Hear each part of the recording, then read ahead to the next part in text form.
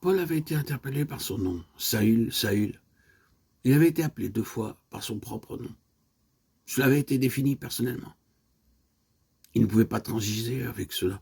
Il n'était pas possible de se méprendre dans ce qu'il entendit.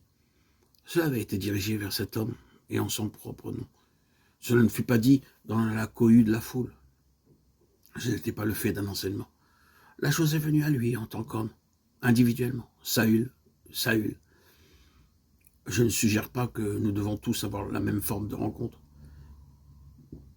mais que nous devons tous passer par la même crise. C'est-à-dire que nous devons tous avoir, et pouvons avoir, un stade de notre vie où nous serons confrontés face à face avec l'absolue Seigneurie de Jésus-Christ.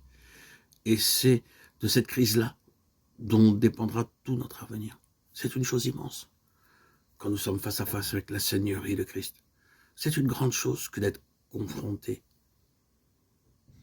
avec le Sauveur. Il y a beaucoup de personnes qui sont sauvées par le Sauveur et qui l'ont reçu comme Sauveur, mais dont les vies sont sérieusement dénuées de la réalité de sa Seigneurie. C'est parfois une déclaration, et nous en restons souvent là. L'autre mot très personnel adressé à Saül, c'est quand il demanda « Qui es-tu, Seigneur ?» La réponse vint « Je suis Jésus ». Et Paul aurait pu essayer d'éluder la réponse en disant « Oui, mais notre pays est plein d'hommes avec ce nom. De quel Jésus parles-tu » Le Seigneur prévient cela en ajoutant « Celui que tu persécutes, le Jésus que vous persécutez, c'est celui-là. » Et Paul savait très bien de qui il s'agissait. Il y avait un certain Jésus dans ses pensées, dans tous ses projets. Ce Jésus-là, il était déterminé à le rayer de la mémoire des hommes et du monde. Il était sorti de Jérusalem pour éradiquer chaque trace laissée par ce Jésus. Je suis Jésus, celui que tu persécutes. Vous voyez comment le Seigneur ramenait cette affaire à un domaine personnel.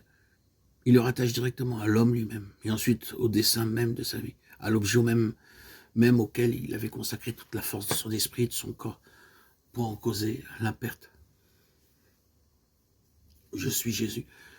Quelque chose de semblable à cela doit se répéter dans l'Église et en nous, comme ce fut le cas dans la vie de Paul.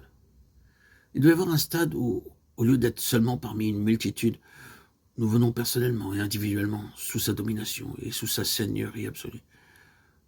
Notre vie tout entière, toutes nos ambitions, toutes nos initiatives, tous nos engagements seront désormais amenés sous sa seigneurie.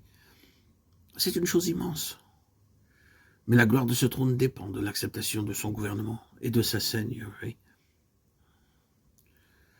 À partir de cette crise, de cette rencontre, et de cette vision, de cette transaction, si nous pouvons l'appeler ainsi, tout prit une autre dimension dans la vie de l'apôtre Paul.